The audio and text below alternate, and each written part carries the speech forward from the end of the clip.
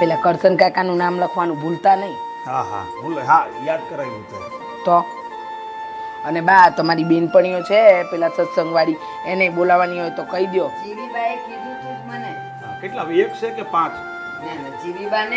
જીવીબા ને પેલા સવિતાબા બે જ છે. ઓલા બે તો ગામડે ગયા છે.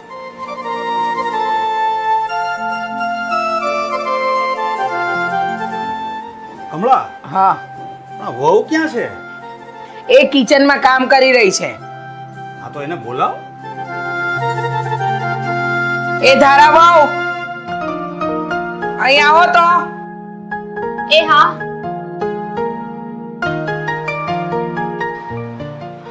બોલો મમ્મી, શું કામ હતું? મને નથી તારું કામ, આ તારા સસરાને તારું કામ હતું. બેટા, આપણે ઘરમાં સત્યનારાયણ ભગવાનની કથા કરવી છે અને 2 દિવસ પછી 11સ આવે છે, તો હું વિચારું છું કે આપણે 11સના દિવસે સત્યનારાયણ ભગવાનની કથા રાખી દઈએ. તો મારે તમને એ પૂછવું છે કે આપણે અત્યારના સમય પ્રમાણે કઈ રીતે કાર્ય કરવું જોઈએ? આપણે ફક્ત સોસાયટીવાળાને જ બોલાવવા છે કે પછી બધા સગા સંબંધીઓને જ બોલાવવા છે? અને પ્રસાદીમાં ફક્ત આપણે શીરો જ બનાવવો છે કે જે કોઈ મહેમાન આવે એમના માટે નાસ્તા પાણીનું પણ આયોજન કરવું છે? હું હજી જીવતી બેઠી છું, હું આટલી મોટી જીવતી બેઠી છું, એ દેખાતું નથી તમને? અને આજકાલની આવેલી વહુની પાસે સલાહ લો છો, આને શું ખબર પડે? કમળા બેટા, અત્યાર સુધી તો બધું તને જ પૂછતા હતા ને કોઈ પણ કામ હોય તો. હવે આ નવી આવી છે અને એને 2 શબ્દ કે 2 સલાહ એની લે તો એમાં વાંધો શું છે?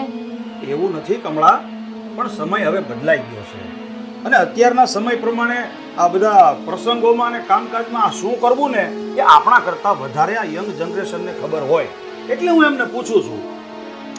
સમય કઈ નથી બદલાયો, પણ આ ઘરમાં વહુ ના આવ્યા પછી છે ને તમારા રંગઢંગ જરૂર બદલાઈ ગયા છે. બધું વહુની નજરે જ તો ભાળો છો, એની પાસે જ તો સલાહ લો છો. મારી તો આ ઘરમાં કોઈ વેલ્યુ જ નથી. બસ કમળા, હવે તો તું વધારે પડતું બોલે છે. આ નાની વહુ પણ આપણા ઘરની વહુ છે, આપણા ઘરની સભ્ય છે અને એના સસરા કંઈક એને પૂછીને કરે તો એમાં એને ગુનો શું કર્યો? બા, આપણે દવાખાને જઈએ ને ત્યારે આપણે કઈ દવા કયા સમયે લેવાની ને એ બધી સલાહ ડોક્ટરને જ પૂછાય, આપણે કમ્પાઉન્ડરને ના પૂછાય. એમ ઘરમાં પણ આપણે કયો પ્રસંગ કઈ વાત ક્યારે કરવાની એ જેને પૂછાતી હોય ને એને જ પૂછાય, સમજ્યા? નથી કરવી કથા, તેલ લેવા ગયું બધું. આ ઘરની અંદર એક નાનો એવો પ્રસંગ કરવાનું મેં વિચાર્યું, એમાં તમે લોકોએ હોળી ખડકી દીધી. બા, આપણે કોઈ કથાનું આયોજન નથી કરવું, કાંઈ મારે કરવું જ નથી.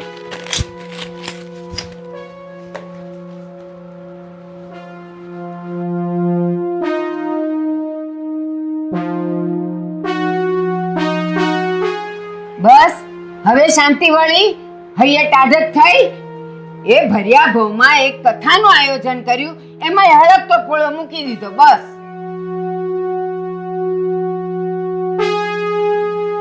2 પૈસાની બુદ્ધિ તો છે નહીં અને બસ આખા ઘરનો વહીવટ કરવો છે.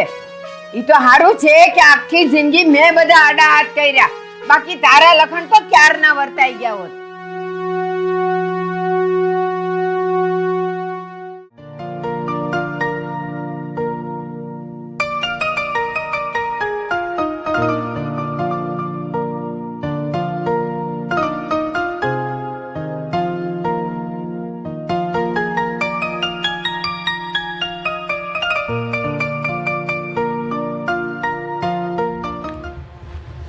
તું પોતાની જાતને બહુ હોશિયાર સમજે છે. હા, પોતાની જાતને મોટી રુસ્તમ સમજે છે.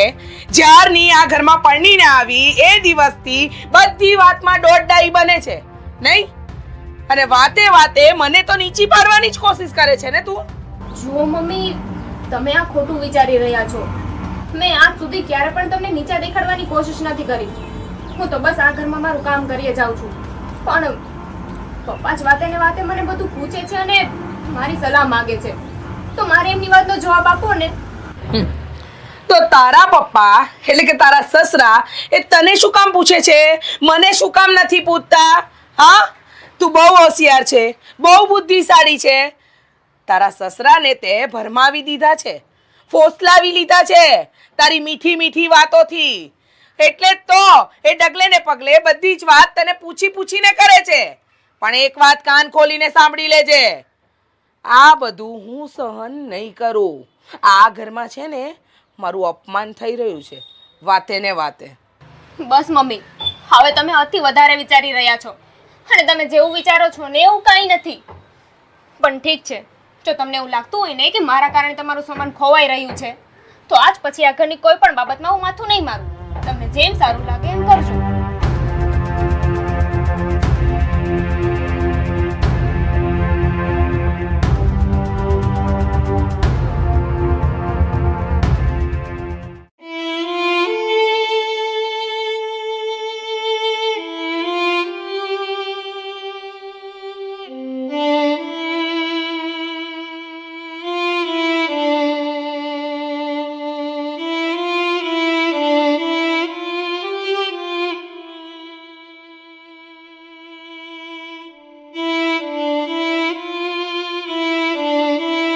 તારા આજે ઘરમાં શું માથાકૂટ થઈ હતી?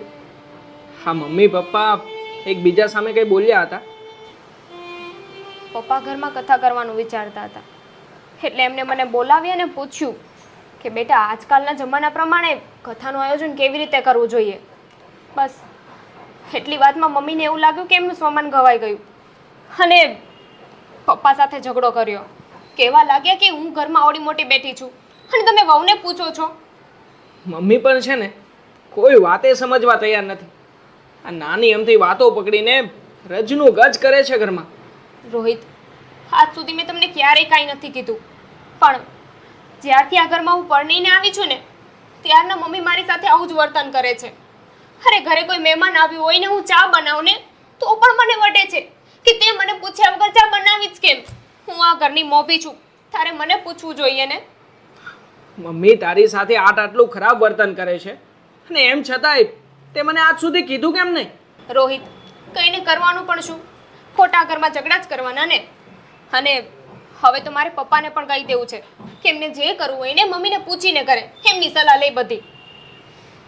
મમ્મી એ તો છે ને આ ઘરનું વાતાવરણ જ ખરાબ કરી નાખ્યું છે.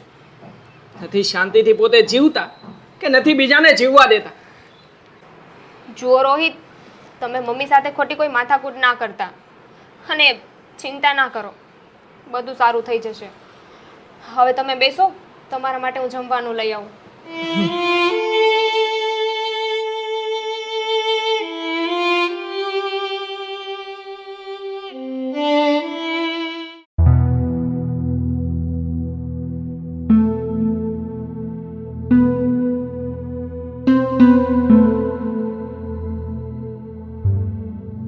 કમળા, ઓ કમળા, તો અહીંયા આવજો, મારે તારું કામ છે.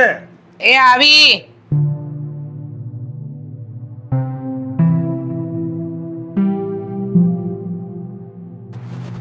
બોલો, શું કામ છે?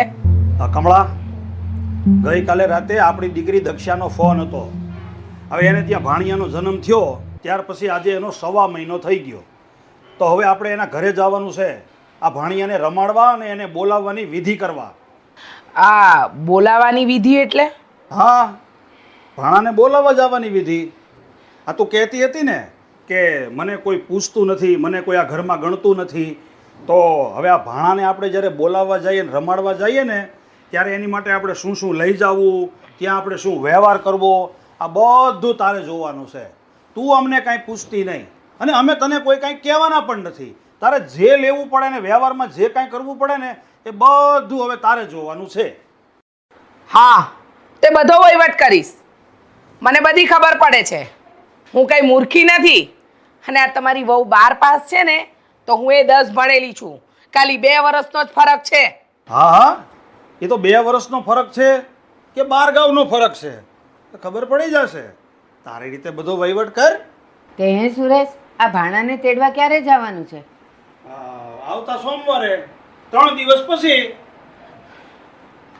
તો કમળા, તૈયારી કરવા માંડ. આ 3 દાડા તો જોત જોતામાં વયા જશે. એ બધું હું કરી નાખીશ બા, તમે ચિંતા ના કરો. આ બેઠા બેઠા છે ને રામ રામ કરો. બાપરે બાપ, આનો રોફ તો જો. એટલે છણકા સિવાય તો એ વાત નથી કરતી. હે કમળા, પેલા તો તું આવી નહોતી, અત્યારે તું હાવ બદલાઈ ગઈ છો. હું કઈ નથી બદલાઈ ગઈ. આ તમારા બધાની છે ને નજર બદલાઈ ગઈ છે. આ ઘરમાં નવી બહુ આવી પછી હું તો તમને લોકોને ગમતી જ નથી. મારી ઘરમાં કોઈ વેલ્યુ જ નથી. બસ એ કમળો હોય ને એને પીળું જ દેખાય. ઈ કહેવત કાંઈ ખોટી નથી. આને તો ગમે એટલું સાચું કહીએ ને તો એને તો અવળું જ લાગવાનું છે. હા તે નહીં કહેતા. હું મારી રીતે બધું જ કરી લઈશ. તમારે મને કહેવાની કઈ જરૂર નથી.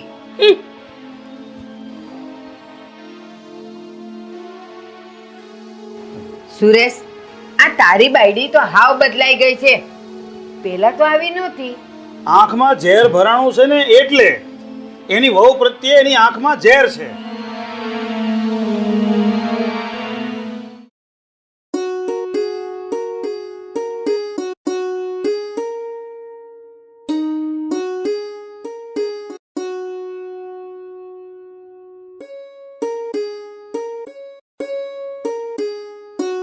બેટા ધારા, હા બા.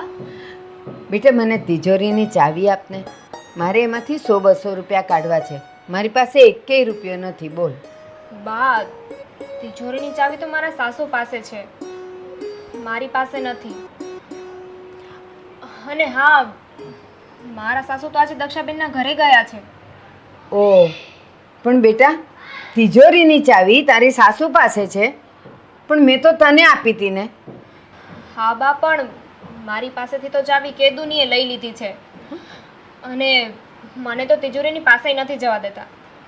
મારે જો પૈસાની જરૂર હોય ને તો હું રોહિત પાસેથી માંગી લઉં છું. હે ભગવાન, આ કમળાનું શું કરવું મારે ખબર નથી પડતી.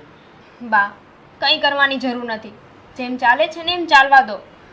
એવું કરવાથી એમનું મગજ પણ શાંત રહેશે અને એમનો અહમ પણ પોસાશે, એટલે આપણે લોકોને પણ શાંતિ. પણ બેટા આવું તે કંઈ થોડું ચાલે. તું આ ઘરની વહુ છે, તું આ ઘરની સભ્ય છે, અને તારી સાથે આવું ગેરવર્તન કરે અને એ કહે એટલું જ કરવાનું અને એ કહે એટલું જ ચાલવાનું. ના ના, આ યોગ્ય નથી. બા, દુનિયામાં બધા વ્યક્તિ સરખા તો નથી હોતા ને.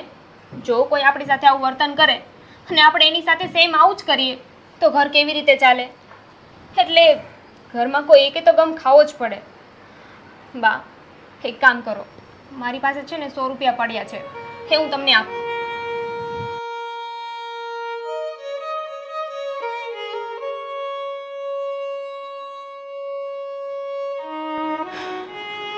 હે ભગવાન, આ તો કાળો ગજબ કહેવાય. આ કમળાને હવે કોણ સમજાવશે?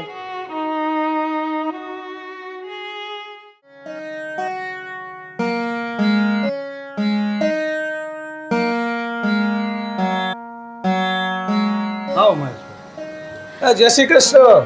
જય શ્રી કૃષ્ણ મહેશભાઈ. આવો આવો, બેસો. અરે ધારા, પાણી લાવજે તો બેટા.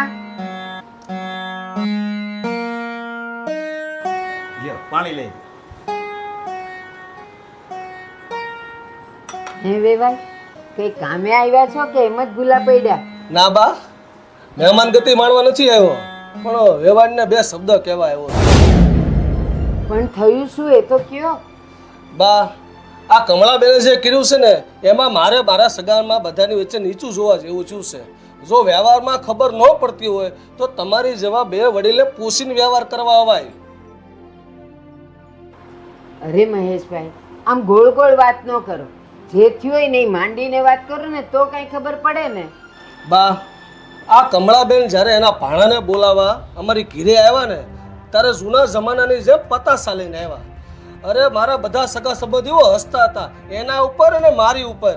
એટલે અત્યારે એટલી તો ખબર પડવી જોઈએ ને કે અત્યારે હવે કઈ પતાસા કે સાકરના ગાંગડાથી પ્રસન્ન નથી થતા. અત્યારે પીરે વાળા એના ભાણાને બોલાવવા આવે ને ત્યારે chocolate, dairy milk, sweets, dry fruit એવું બધું લઈને આવે છે. અને પાછા અમારા વેવાય એના ભાણા હાટું કાળા દોરામાં તાવીજ લઈને આવ્યા. એ કેટલું ખરાબ લાગે. અત્યારે કાંઈ થોડી 18મી સદી ચાલે છે, અરે 21મી સદી ચાલે છે. એ પ્રમાણે તો જીવતા શીખો. અને પાછા ઝાડના ઠૂઠા બાફી લઈને આવ્યા અને મારા બધા સગા સંબંધીઓને મુઠ્ઠી ભરી ભરીને વેચ્યા. આવા તો કઈ ફંદા કરાતા હશે અત્યારે? વિચાર તો કરો તમે. અને પાછું અધૂરોમાં પૂરું કે એના ભાણી હાથું 1 ડઝન જબલા લઈને આવ્યા. અને એ પાછા કોટનના. અત્યારે કોઈ નાના બાળકોને બોલાવવા જાય તો કોઈ જબલા લઈને જ જતું. પીરિયાવાળા એના ભાણા માટે બંધ કવરમાં રોકડા રૂપિયા આપીને જાય છે. એટલે સાસરિયાવાળાને જે લેવું હોય ને એ લઈ લે. અરે વેવાણ, તમે 200 વર્ષ પાછળ જીવો છો. જો તમને વ્યવહાર કરવાની ખબર ન પડતી હોય ને તો આમ ખપ ખપ કરીને દોડ્યું ન હોવાય. બે વડીલોને પૂછી ન વાય. તમને બધાને ખબર તો છે ને કે મારા સગા સંબંધીઓ રૂપિયાવાળા ને વીઆઈપી માણસો છે. અને તમે આવા બધા ફાંદા કરો અત્યારે તો મારે કેટલું નીચું જોવા જેવું થાય. સાનું મનું ઘેરે બેઠું રહેવાય. એમ ખપ ખપ દોડતા નહીં આવતા હવે ક્યારેય. હશે મહેશભાઈ, હવે જે થયું એ ભૂલી જાઓ. આ મારા વહુ હતી, હું તમારી માફી માંગુ છું. બા, આ સવાલ માફી માંગવાનો નથી. મારે તમારી પાસે માફી નથી મંગાવી, પણ આ સમય પ્રમાણે કાંઈક તો ખબર પડવી જોઈએ ને. હશે રે ભાઈ, જે છું એ બધું જવા દ્યો. અને તમે જે કાંઈ પણ કહો છો ને એ બધી વાત હાંસી છે. અને હવે પછી આવું કોઈ પણ વ્યવહારિક કામ આવશે ને તો અમે કમળાને નહીં મોકલીએ. અને હે કમળા, આ મારે તને પૂછવું છે કે તને ખબર નહોતી પડતી પણ આ તું કોની સલાહ લઈને વ્યવહાર કરવા ગઈ હતી? અરે વેવાય, એવું નથી. તમે તારે વ્યવહાર કરવા વેવાઈને મોકલશો, પણ જરાક હરખી રીતના વ્યવહાર કરે તો કંઈક સમાજમાં હારા લાગી.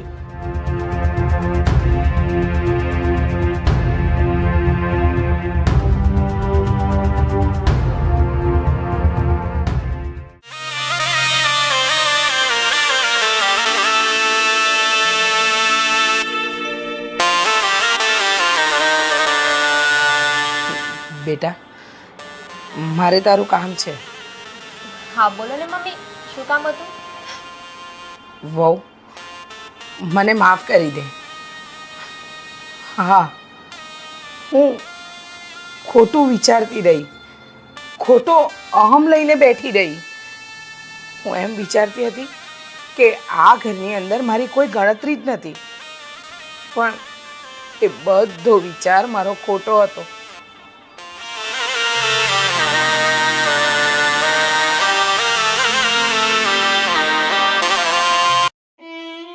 મને એમ હતું કે તારા સસરા તને વાતે વાતે બધું પૂછતા હતા, તને પૂછીને જ બધો વહીવટ કરતા હતા, અને એ વાતની મને ચીડ ચડતી હતી.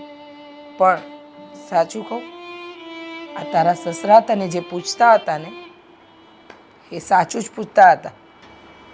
હું સાચું જ કહેતો હતો કમળા. આ આપણા સમયના રિવાજની ને અત્યારના રિવાજમાં જમીન આસમાનનો અંતર થઈ ગયો છે. અને અત્યારે તો એવા રિવાજો નીકળ્યા છે કે જેની આપણને પૂરી માહિતી પણ નથી હોતી.